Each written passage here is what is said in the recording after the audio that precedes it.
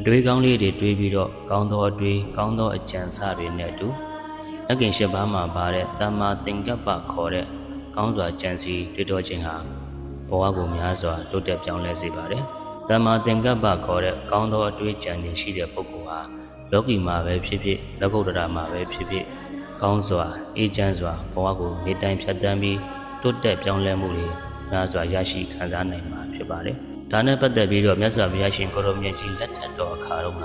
မြတ်စွာဘုရားရှင်ကိုရောမြတ်ကြီးရဲ့ညီဝမ်းခွဲတော်ဆက်တဲ့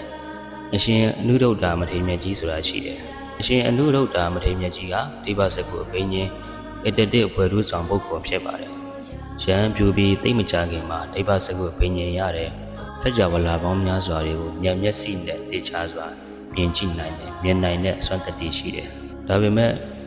ဒီ၍ဤမြတကိုးတွေရှိပါလျက်နဲ့တရားထူးတော့မရသေးဘူး။ဒီတော့မြတ်စွာဘုရားပြီးရင်ပညာယာမအယံကိုတော်လွန်လာတဲ့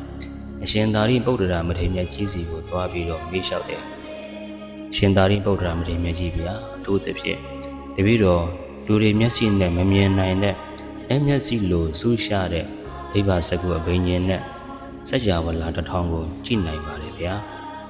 အပြင်အတန်လဲဇွမ်းလုံးလားနဲ့အားထုတ်ပါတယ်တတိလည်းမလွတ်ကင်းဘူးခန္ဓာကိုယ်လည်းငြိမ်းအေးချမ်းသာနေပါတယ်စိတ်အာယုံလည်းတစ်ခုတည်းအပေါ်မှာ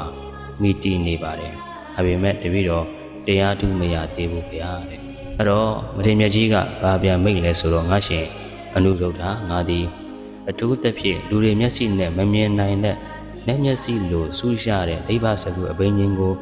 ရထားတယ်လို့မြင်နေခြင်းကမာနဖြစ်နေတာအရှင်အနုရုဒ္ဓငါသည်အပြင်းထန်ဇွဲလုံးလားနဲ့အားထုတ်တယ်တတိလည်းမလွတ်ကင်းဘူးခန္ဓာကိုယ်လည်းငြိမ်းအေးချမ်းသာနေတယ်စိတ်အာယုံလည်းတကူတဲ့ပေါ်မှာမိတည်နေတယ်လို့တွေးတောနေခြင်းကဥဒိစ္စလို့ခေါ်တဲ့စိတ်ပြန့်လွင့်ခြင်းတွေဖြစ်နေတာငါရှင်အနုရုဒ္ဓအဲဒီလိုဖြစ်နေပေမဲ့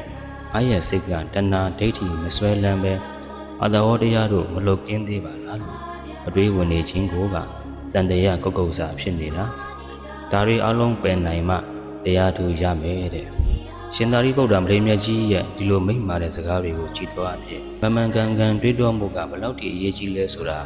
စဉ်းစားကြည့်ပါမိမိရဲ့ဘဝကိုမမှန်ကန်ကန်နဲ့အမြင်စင်ကြယ်လာတဲ့အခါမှန်ကန်တဲ့တွေးတောဆင်ခြင်မှုကနောက်ကနေလိုက်လာတယ်ဒီလိုကိုယ့်ဘဝကိုဘလိုလေးပုံပေါ်မယ်ဘလိုလေးကောင်းအောင်တည်ဆောက်မယ်အဲ့လိုတွေးတောဆင်ခြင်ရတဲ့စစ်မှန်တဲ့အောင်မြင်မှုတွေရလာတယ်။ဒါကြောင့်မဂ္ဂင်၈ပါးမှာပါတဲ့တမ္မာသင်္ကပ္ပခေါ်တဲ့ကောင်းစွာကြံစီတွေးတောခြင်းဟာဘဝကိုအများကြီးတိုးတက်ပြောင်းလဲစေတယ်။မိမိရဲ့ဘဝကိုပြန်